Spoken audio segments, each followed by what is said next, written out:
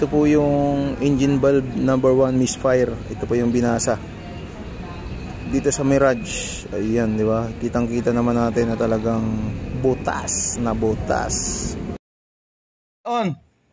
Ayun na. Sige. Nako po. Upya. Sige. Upya. Goods to goods. Oh. Isa pa raw, number 3. Oh, number 2. Okay, hop.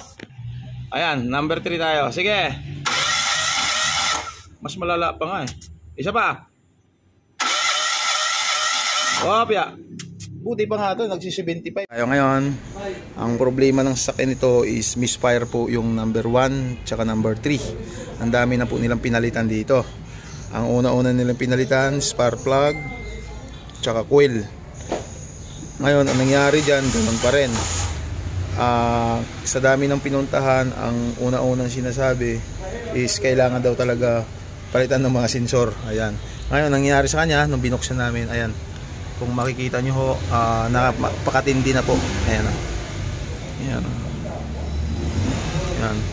Ang langis. Natutuyo na po siya. Ayan. Ayan. Yun po yung langis niya. Ayan. O. Tingnan mo ha. Tatanggalin ko rito. O, di ba? O, hirap na po yan.